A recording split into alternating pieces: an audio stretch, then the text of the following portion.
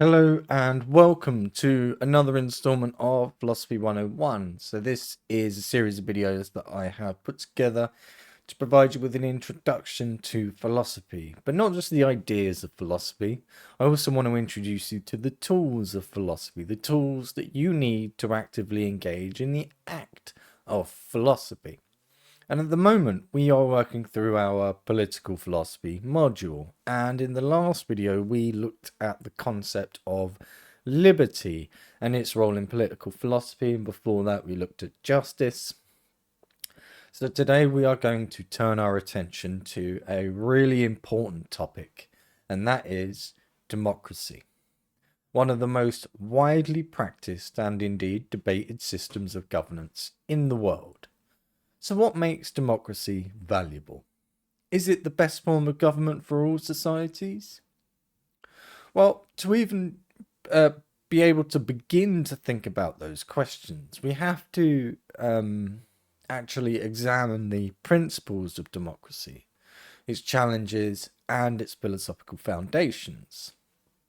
So that's what we're going to do. So essentially, the agenda for this video is going to be, we're going to start by attempting to define democracy. Then we're going to think about some of the key principles of democracy. And then we're going to move on and explore the philosophical foundations of democracy. And then we are going to finish up by examining some of the challenges and critiques of democracy. So let's get started, right? So, democracy comes from the Greek words demos, which means people, and kratos, which means rule. And essentially, squishing them together like that means rule by the people. At its core, democracy is a system where citizens participate in governance, either directly or through elected representatives. And this system ensures that the power is distributed among the people rather than concentrated in a single ruler or a select sort of elite group. In democratic societies, that's the one. In democratic societies, decision making is based on collective input, which helps create legitimacy and accountability within those governance structures. Democracy can manifest itself in various forms, but the fundamental idea of democracy remains that citizens have a say in shaping their government, the policies, and the laws. And the effectiveness of democracy depends entirely on civic engagement, informed participation, and the protection of fundamental rights, which makes it a dynamic and evolving system. So to distill democracy down into a couple of important points we have on the slide, that democracy is a form of government where power resides with the people and that citizens participate either directly or indirectly. So, you probably figured out by the fact from that that second statement that citizens participate rather directly or indirectly, you've probably been able to glean from that there are two different types of democracy, or two main types of democracy anyway, and they are slightly different. So we have direct democracy and we have representative democracy. And in a direct democracy, citizens are actively involved in the decision-making processes. They vote directly on laws, policies, and other significant issues. And this type of democracy is was famously practiced in ancient Athens, where all free male citizens would gather to discuss and vote on the important matters of the state. Modern examples of direct democracy can be seen in some Swiss cantons where referendums and popular initiatives give citizens a direct say in governance. On the other hand, a representative democracy, which is the system most commonly used in contemporary societies, is the form of government where, or the form of democracy where citizens elect representatives who then make decisions on their behalf. And these elected officials are essentially accountable to their constituents and must regularly seek re-election. Representative democracy allows for a more manageable and indeed scalable approach to governance, especially in larger and more diverse populations.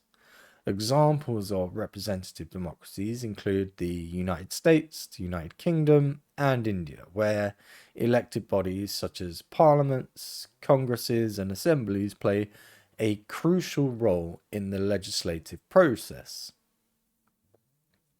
So both of these types of democracy aim to ensure that the will of the people is reflected in the governance of their society, but they differ in their methods of participation and implementation.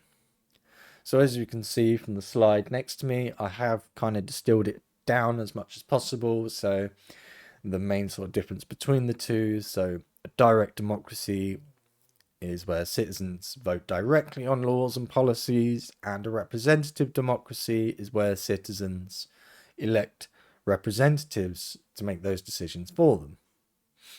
So now that we have thought about what democracy is and what the different, or the main different types of democracy are, we can attempt to answer a question. So, which type of democracy do you think is more effective in the modern world, and why? So, you've got a choice between direct or representative democracy. And there's no right or wrong answer to this question or any other question that we really put forward. But the important thing is, that you get thinking about it. You explore the different sort of ideas in your mind. So pause the video, jump in the comments, and attempt to answer that question. But yeah, so you're either going to come down on the side of direct democracy or representative democracy. So I'm going to attempt to sort of expose both sides and throw some threads out there for you to grab a hold of. So if you come down on the side of direct democracy, you might say something like direct democracy allows for more direct involvement and engagement from citizens, which ensures that their voices are heard on specific issues. It can prevent things like elected officials from making decisions that don't align with the people's will. So that's one approach, right? You might also say or think something along the lines of that in a direct democracy there is less room for corruption and misrepresentation because the citizens vote on the policies themselves. And this, in theory, leads to a more sort of transparent and accountable governance. Or maybe you come down on the side of representative democracy. So how would you answer if you're in that camp? Well, let's think about it, right? So you might think about something along the lines of how representative democracy is just sort of more practical for large and diverse populations. It allows for a structured and organized approach to governance where more informed and experienced elected officials can generally make better decisions on complex issues, in theory. Or you might think about how a representative democracy provides stability and continuity, as the elected representatives can focus on long-term goals and policies rather than sort of short-term public opinion. And this also ensures that minority groups are, represented through a balanced electoral system. So that's just some ideas that I'm throwing out there that could potentially help you answer that question if you're a bit stuck. That question, sorry. But the important thing is that you really get thinking about this. So jump in the comments and try and answer that. So now that we have thought about what a democracy is and the sort of the main types of democracy, we can get more specific now, and we can start thinking about some of the key principles of democracy. So those key principles that we're going to explore over the next few minutes are the idea of popular sovereignty, the rule of law, and individual rights. So we will start with popular sovereignty. So, in a democracy, the authority of the government is rooted in the consent of the people that are governed, and this foundational principle, known as popular sovereignty, essentially signifies that ultimately power rests with the people. Governments are established to serve the will of the populace, and their legitimacy is derived from the consent and active participation of the citizens. And this principle ensures that the government remains accountable to the people, reflecting their needs and aspirations in its policies and decisions. So I have attempted to distill that down into a couple of points. So the people are ultimately, they are the source of authority, and governments, they get their legitimacy, their claim to legitimacy, from the consent of the people that are governed. So next up, we have another really important principle of a democratic society, and that is the rule of law. So the rule of law is a fundamental principle in any democratic society. It asserts that everyone, including government officials and leaders, is subject to the law.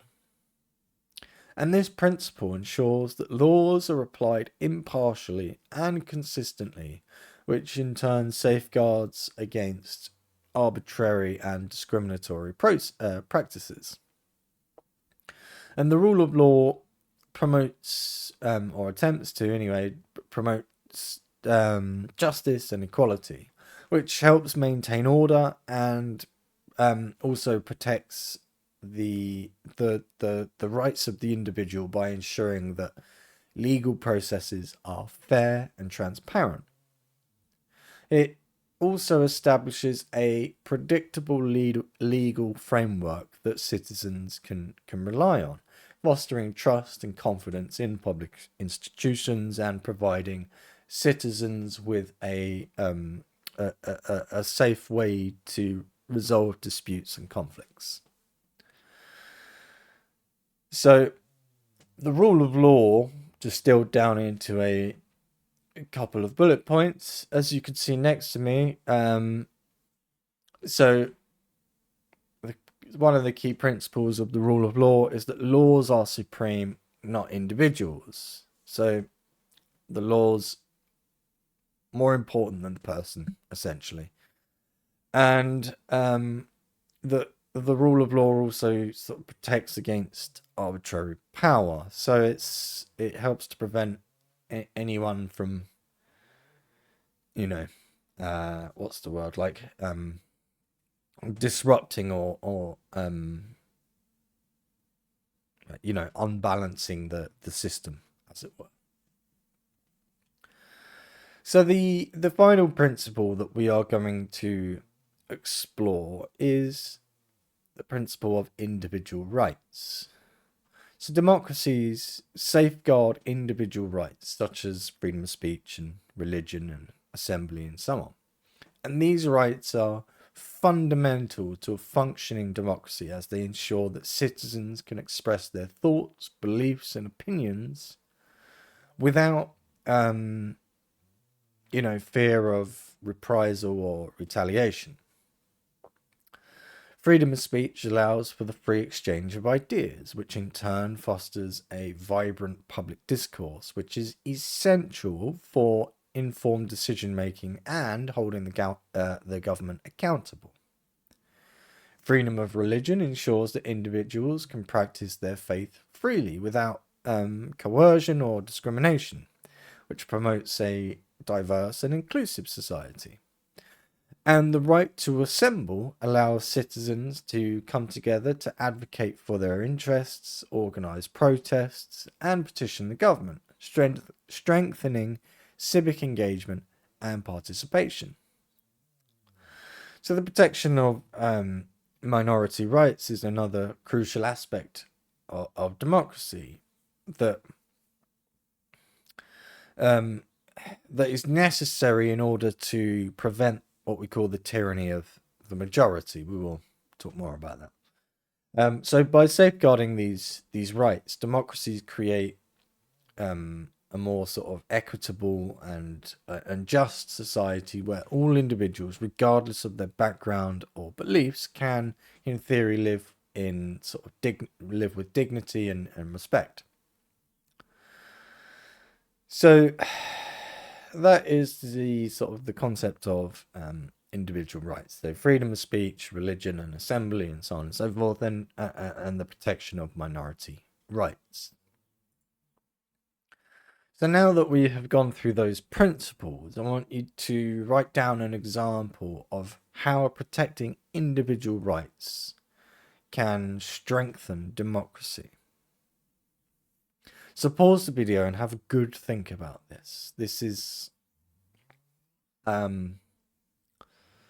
think, always a relevant question, no matter what time period you're in, So have a good think about this. Pause the video, obviously, and jump in the comments and respond.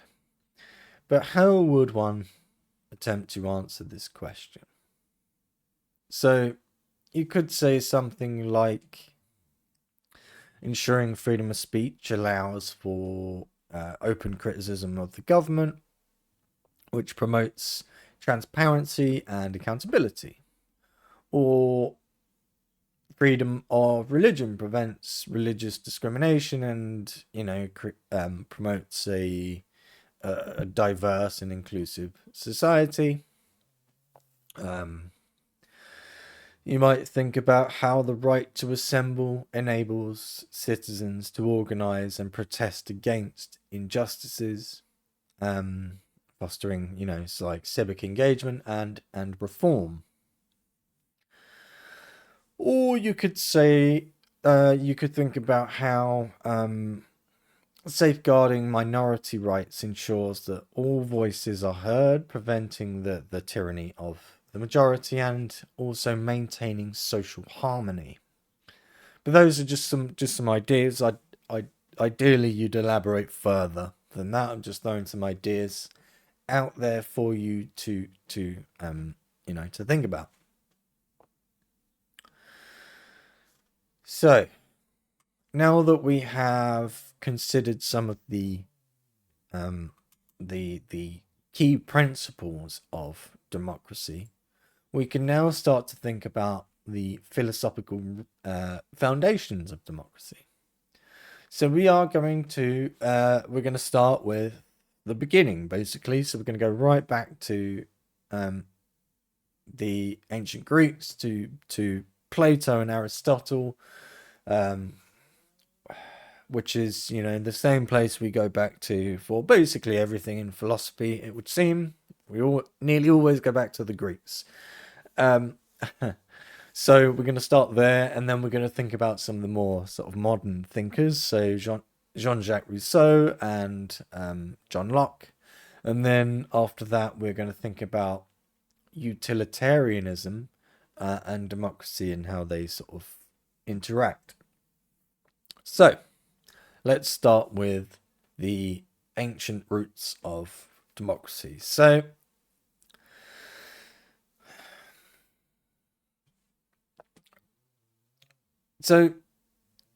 when I say ancient Greece, I really mean ancient Athens specifically, right?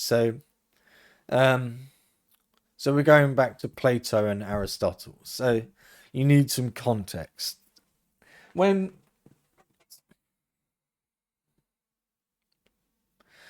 so well, how far did we go back? So we'll go back to Socrates, right? So Socrates was a man, a philosopher who fought in the war, the very long war that Athens had with Sparta, and the Athenians lost.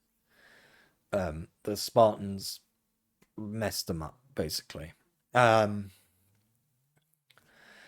so the feeling at the time was one of essentially what went wrong. What is it that the Spartans excelled in that we, the Athenians, did not, and therefore led to our defeat, and so on and so forth. So, although the Athenians were extremely proud of their democratic system and so on, um, Socrates and Plato were perhaps more skeptical of it than was sort of common at the time. So Socrates was Plato's teacher. Socrates never wrote anything down, and a lot of what we know of Socrates actually comes from Plato, hence the relevance to including Socrates there. So Plato himself was really quite skeptical of democracy. He feared mob rule and, unqualified leaders. He He believed that governance should be held in the hands of what he called philosopher kings, people who possessed wisdom and virtue, essentially. And Plato's ideal state was actually a hierarchical society where basically a class-based society where each class performed its sort of designated role for the collective good. So Plato was quite skeptical of democracy, as I said. Um, Aristotle, however, who was Plato's student, was somewhat more sort of sympathetic to democracy. He believed that the democracy could work, but it would have to be balanced with other forms of government, creating essentially like a mixed regime. So he believed in the concept of the polity, which is a blend of democracy and oligarchy. And this system, according to Aristotle, combines the virtues of both systems while mitigating their weaknesses. And Aristotle emphasized that the importance of a large middle class to maintain stability and prevent extremes of wealth or poverty from destabilizing society. So in Aristotle's view, democracy is something that should balance the interests of the many and the few, and that a mixed regime combining the elements of democracy, oligarchy, and monarchy would be the superior system, according to Aristotle. But nonetheless, they did live in ancient Athens. They lived in a direct democracy. So, as I'm sure you can imagine, Plato's feelings about democracy, they were considered controversial at the time. So now let's move forward in time, much closer to where we are now, and think about people like Jean-Jacques Rousseau and John Locke.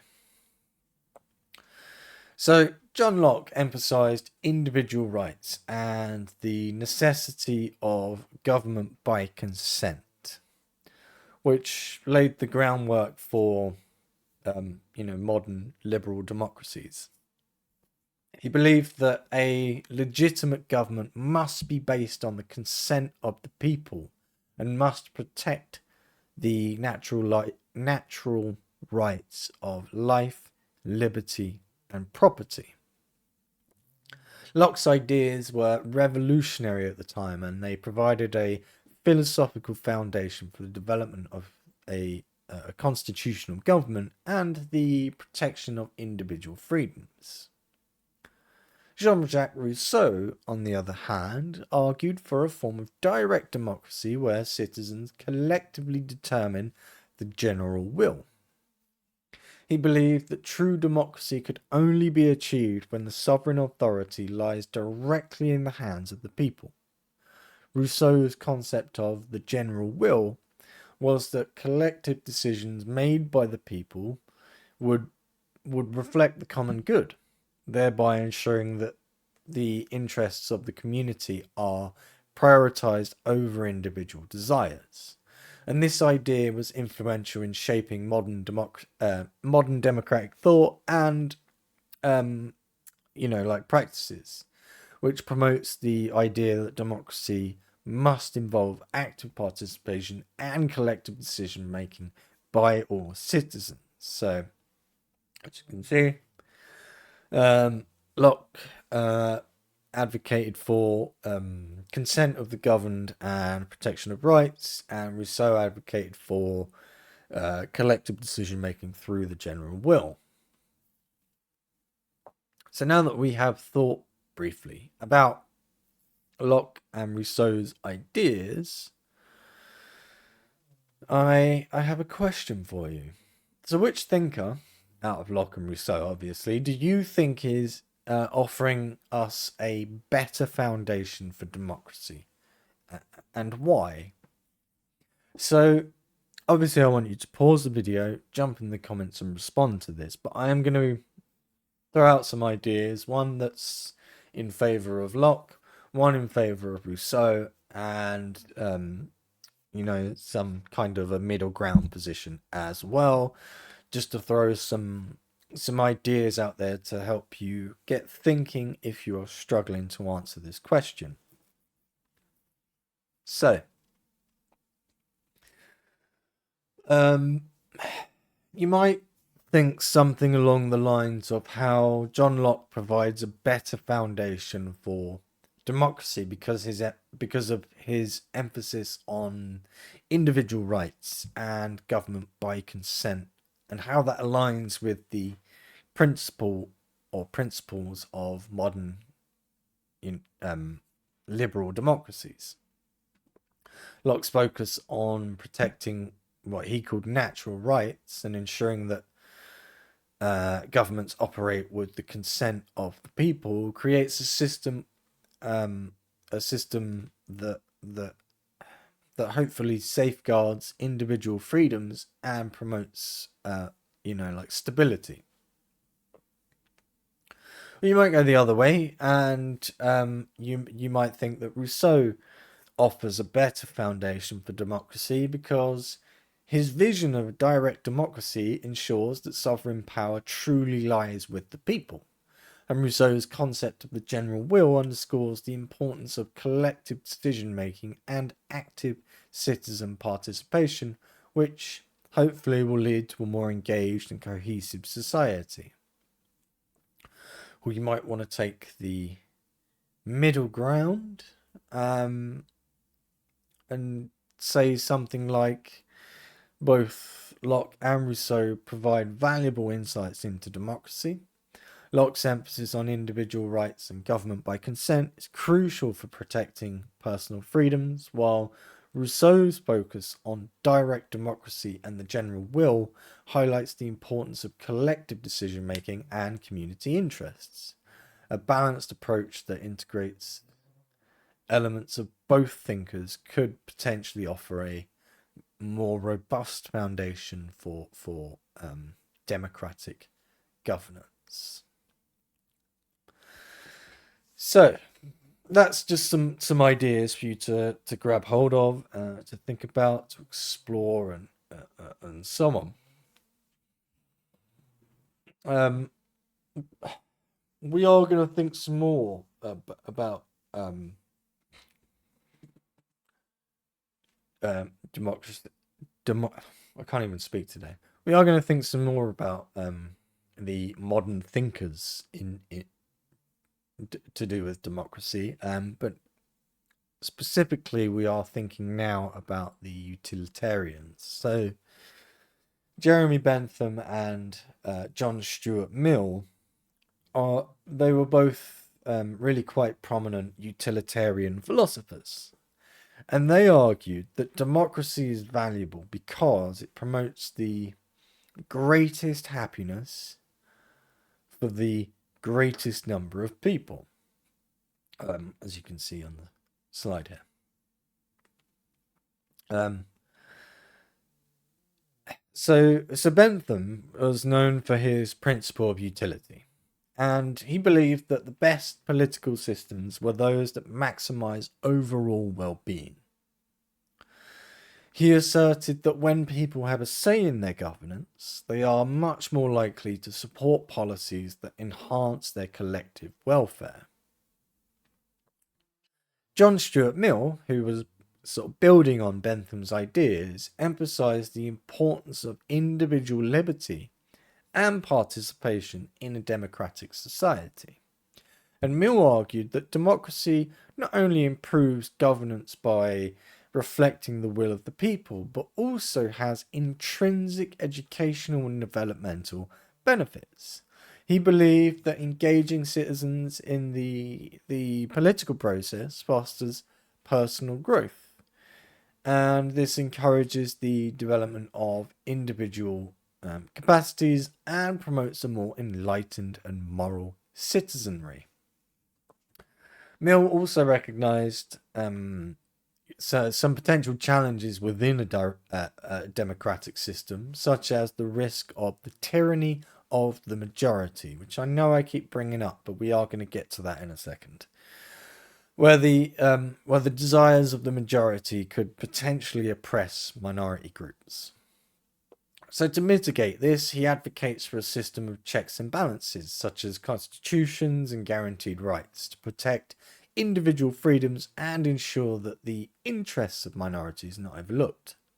So in summary, the utilitarian justification for democracy, as proposed by Bentham and Mill, highlights both the practical benefits of democratic governance in maximizing happiness and the ethical significance of individual participation in the political process. So yeah, to distill that down into a singular sentence, we would say that democracy maximizes happiness by involving people in governance. Obviously, that kind of distills it down way too much so that it loses kind of most of its meaning. But nonetheless, that was the best I could do in just distilling all that about the utilitarians down. So I keep bringing up the tyranny of majority. I've mentioned it several times already, and you are at this point probably sick of waiting for me to get to that bit and actually explain what that is and discuss that and why it's important. So let's do that now. So we need to so the tyranny of the majority is one of the challenges and critiques of democracy that we're going to look at. We're going to start there with the tyranny of the majority, but then we're going to think about voter competence and inequality and corruption. So the tyranny of the majority is one of the more sort of significant challenges of democracy. And the sort of inherent risk is that the majority will end up imposing its will on minorities, and we call this the tyranny of the majority. And this occurs when the desires and interests of the majority overshadow and potentially suppress those of minority groups, leading to inequality and injustice.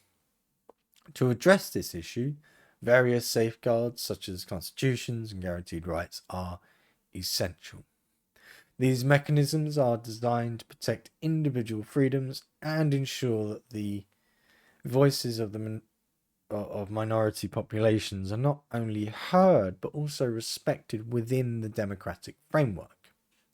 And the balance between majority rule and minority rights is delicate and is crucial for the health of a democracy.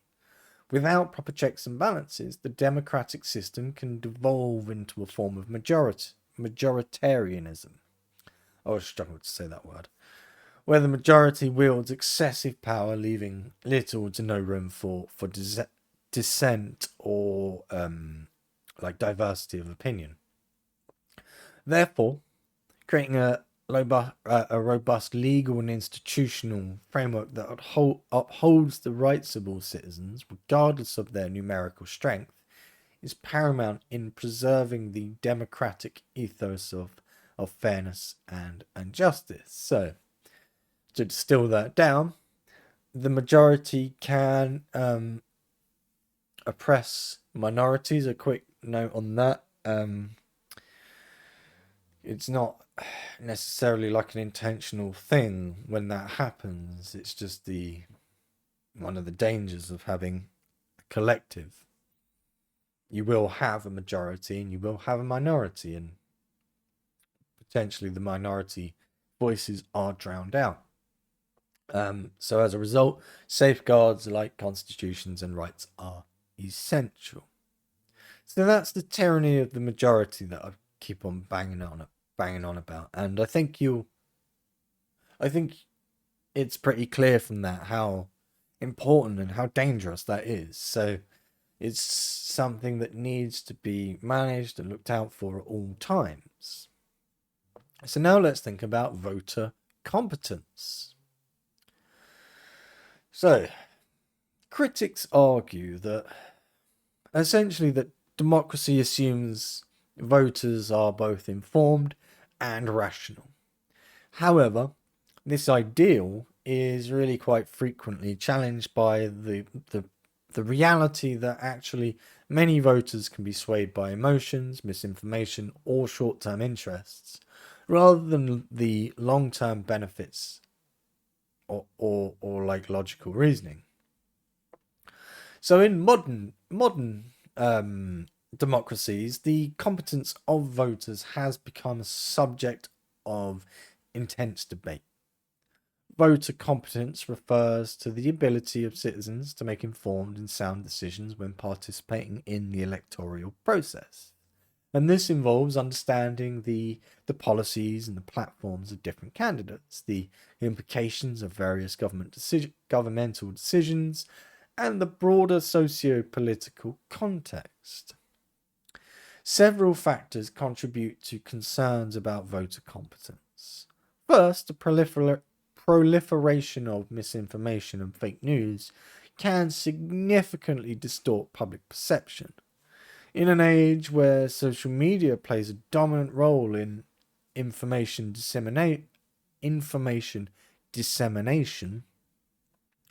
misleading or biased information can spread like wildfire, influencing voters' opinions and decisions.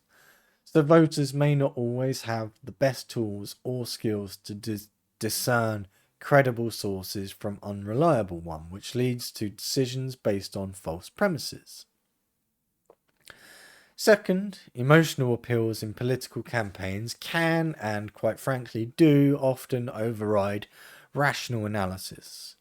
Politicians often employ rhetoric designed to evoke strong emotional responses, whether fear, hope, or anger, which can and obviously do overshadow a reasoned evaluation of their policies.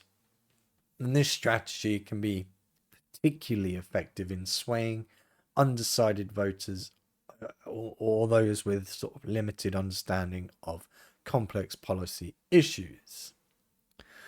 Third, the cognitive burden of understanding intricate policy details and their long-term consequences of these electoral choices can be overwhelming for many voters. The complexity of political, economic, and social issues requires a level of expertise and critical thinking that not all citizens possess or have the time to develop. As a result, voters may rely on heuristics or shortcuts, such as party affiliation or endorsements, rather than engaging in thorough analysis. So the implications of voter competence are profound. When voters make decisions based on incomplete or inaccurate information, the quality of democratic governance can suffer. Poorly informed electoral choices can lead to the election of officials who do not represent the best interests of the populace, or the implementation of policies that may not serve the public good.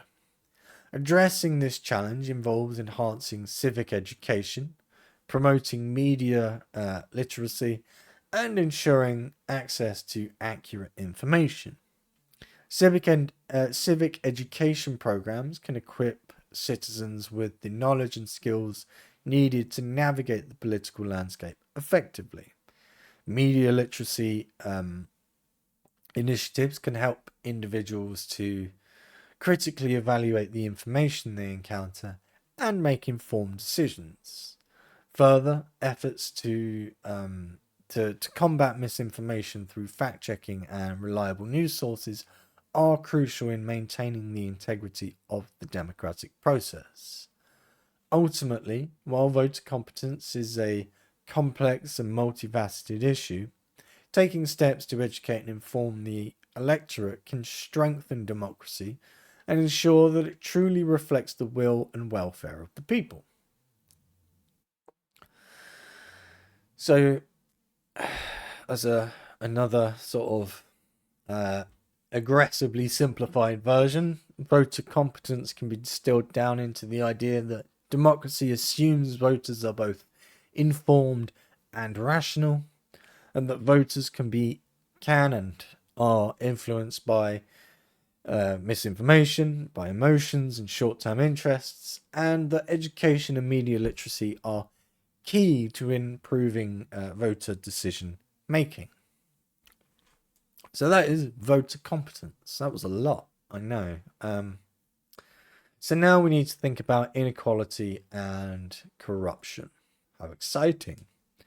So economic inequality and corruption can significantly undermine the principles of democracy.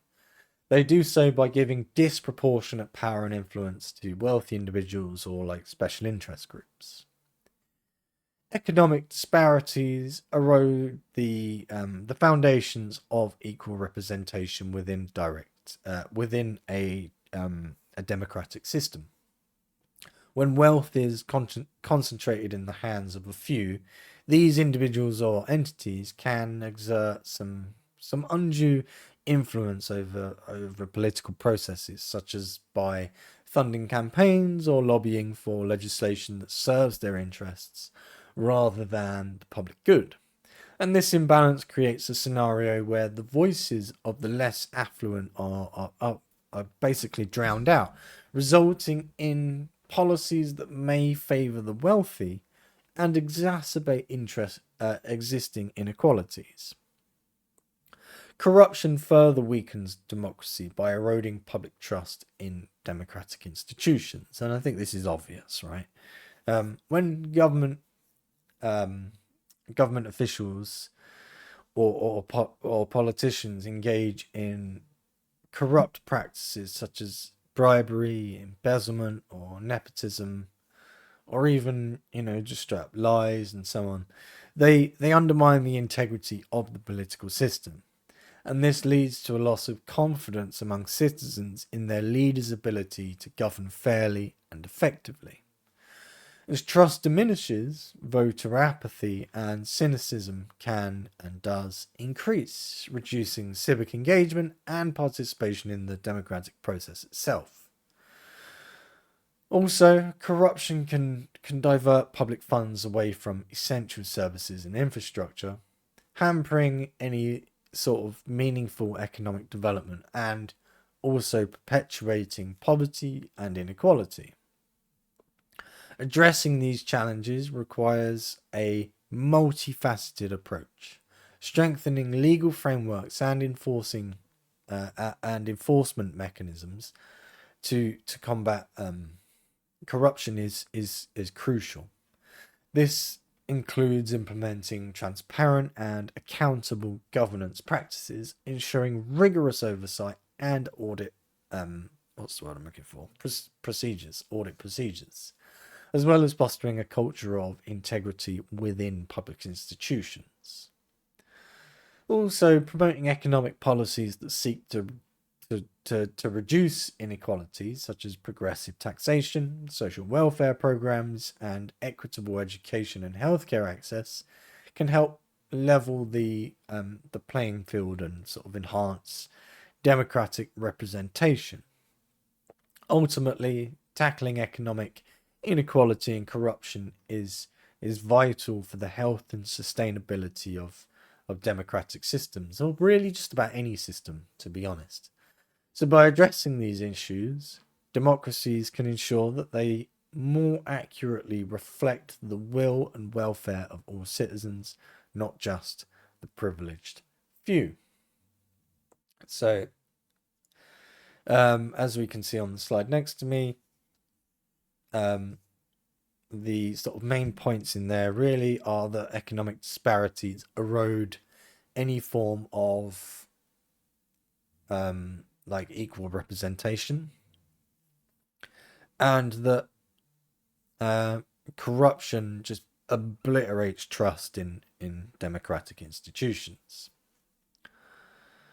So let's think now about a question. So what I want you to do is write down a challenge facing democracy today, and let us know how that might be addressed. So jump in the comments and respond. But you might think about something like how.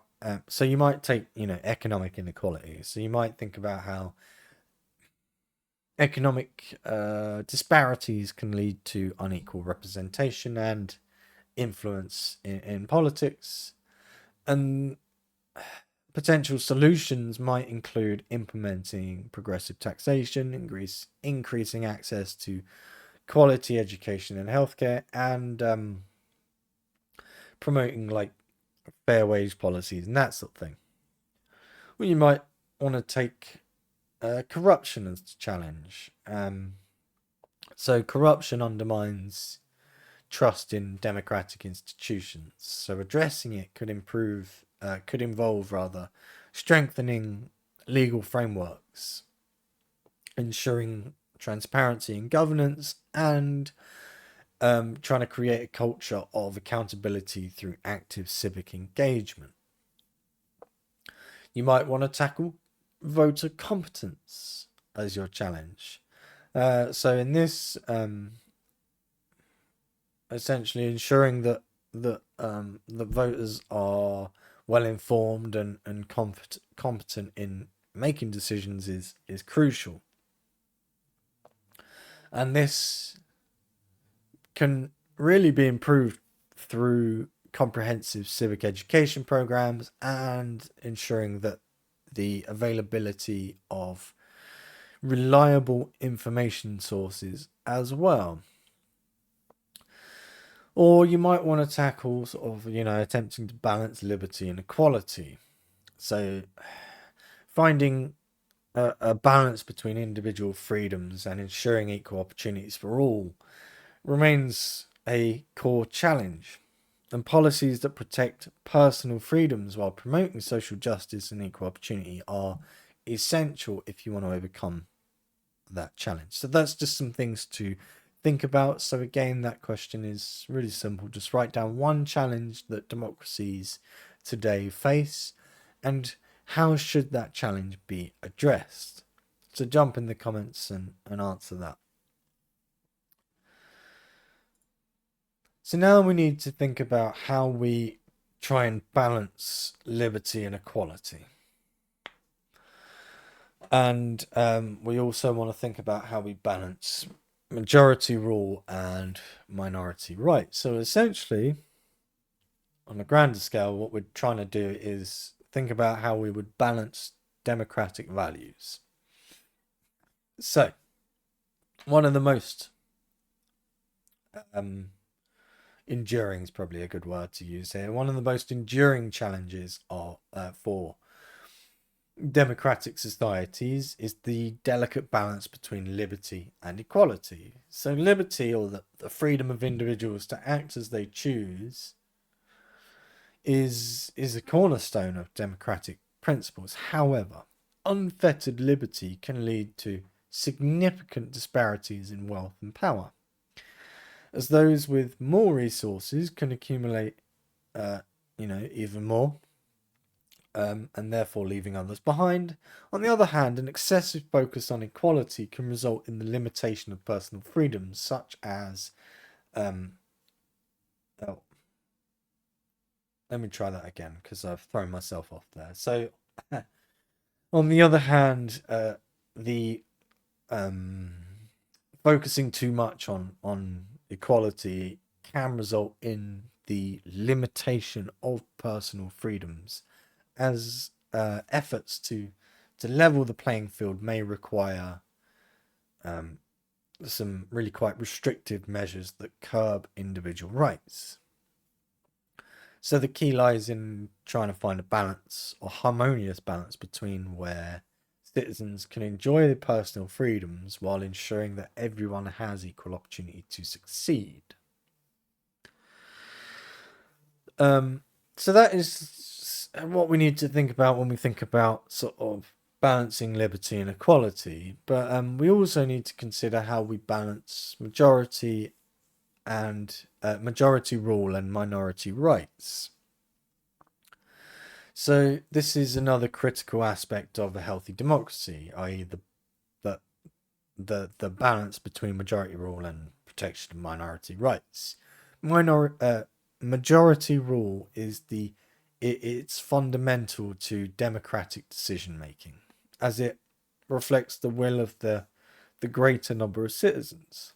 However, without safeguards, this can and does lead to the tyranny of the majority, that thing I keep banging on about, where the rights and interests of minority groups are overlooked or completely suppressed.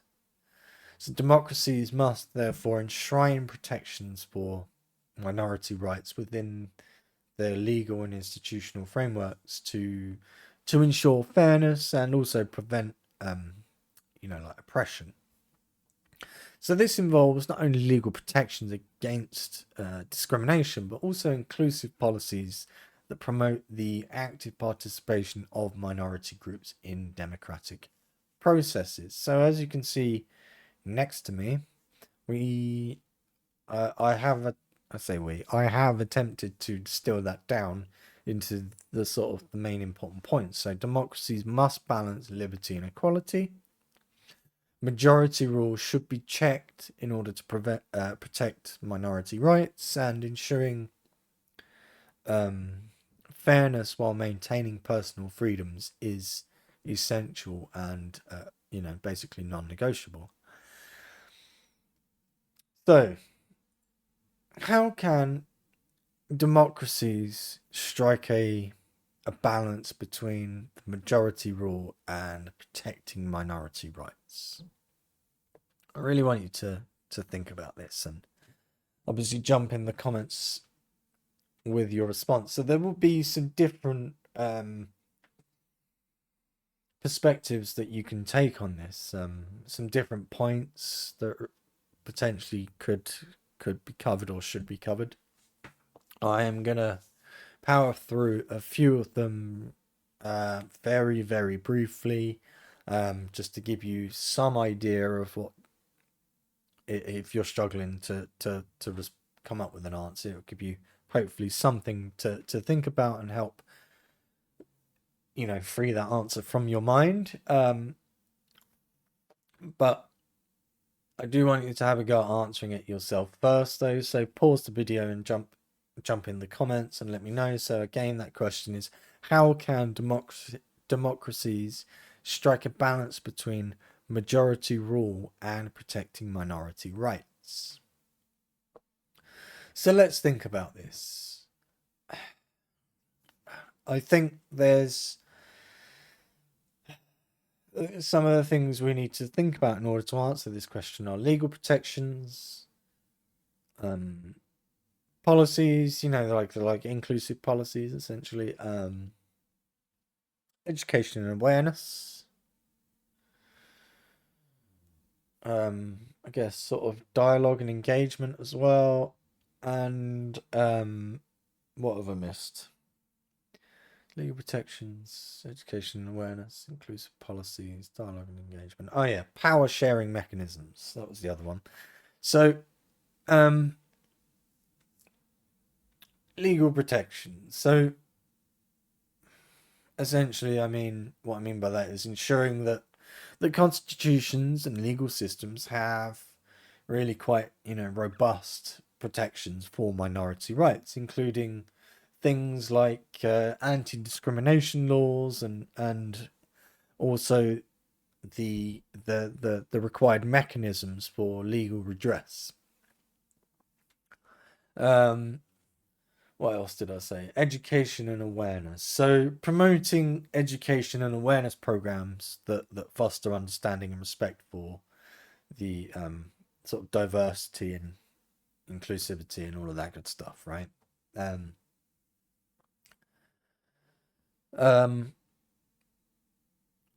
So inclusive policies, I guess, really sort of follows on from that education and awareness in a way. So what we mean by that is implementing policies that promote the active participation of these sort of minority groups in political processes and decision making. What else did I say? Dialogue and engagement. So encouraging open dialogue and engagement between the majority and the minority can help build sort of mutual understanding and cooperation, and hopefully lead to the realization that actually it's all really it's all one group, so hopefully it will sort of push it in that direction. So that's why dialogue and engagement is important. And another way democracies can work to sort of strike a balance between majority rule and protection of minority rights is the power sharing mechanisms themselves. So adopting power sharing mechanisms that ensure minority representation in legislative and sort of executive bodies. So yeah, those are some things to think about that will hopefully encourage an answer from you. But I really want your thoughts. I really want you to expand on it a bit more than I just did there as well. That would be great. So let me just get this. So now I think we should probably attempt to wrap this up because, well, we've got to the end and I've kept you for basically an hour so far, I think. Let me just check. Yep, about an hour. So I'm keeping you for ages. So let's wrap this up because, you haven't got all day, have you? So democracy is it's an incredibly powerful idea, and it's powerful as an ideal, right? But it's also really quite a practical system, and actually a powerful ideal and practical system hardly ever used to describe the same thing. So there's something wonderfully positive in that, right? But it does face profound and multifaceted challenges in its implementation. At its core, democracy is founded on the principles of liberty and equality and justice, striving to create a society where individuals have the freedom to express their views and participate in governance and hopefully pursue their own paths to happiness. One of the greatest strengths of democracy is its ability to adapt and evolve through the collective will of the people. And this adaptability ensures that democratic societies can address new challenges and embrace, change while upholding the fundamental rights of their citizens. However, this very strength also presents one of the more sort of significant challenges, maintaining a delicate balance between competing values and interests. So, for instance, while liberty allows individuals to make free choices, it can sometimes lead to inequalities if not properly regulated. So democracies must continually work to ensure that personal freedoms do not come at the expense of social justice and equal opportunity. Also, the principle of majority rule, which is essential for decision making, must be carefully balanced with the need to protect minority rights. And without such protections, there is a risk of marginalizing minority groups and undermining the very fabric of democratic society. Another challenge lies in combating corruption, which can and indeed does decimate public trust in democratic institutions. Corruption creates that's a good way to put it, like a disconnect or a dissociation between the government and its citizens, which leads to disillusionment and, well, apathy, really. So addressing this issue requires some really quite solid and sort of robust legal frameworks. It requires transparency in governance, and it also requires like active civic engagement in order to hold officials accountable and ensure that the public resources are used for the common good. Ultimately, the resilience of democracy depends on the active and informed participation of its citizens. So, by understanding its principles and its strengths and weaknesses, we can hopefully better engage in the democratic process and contribute to the continuous improvement of our societies. Democracy is not a static achievement, but is an ongoing endeavor that requires vigilance, commitment, and a shared vision for a fair and sort of just society. So that is our exploration of democracy, and hopefully you found it interesting. I found it interesting, so that's something. um, so in the next video, we're going to explore the concept of human rights and their philosophical foundations, the universality, and its sort of relevance in contemporary debates. So that's the next one, and I look forward to seeing you there. But before you go, I would like to ask, as you have got this far, if you could like the video, subscribe to the channel, and all of that good stuff. That would really help me out, but also means that YouTube will show you more stuff relating to the topics that we are discussing here, not just my stuff, but other people's too. So you get the benefit of a being exposed to a greater number of interpretations, which ultimately means that you're able to hopefully form your own conclusions. So yeah, but there's no pressure either way.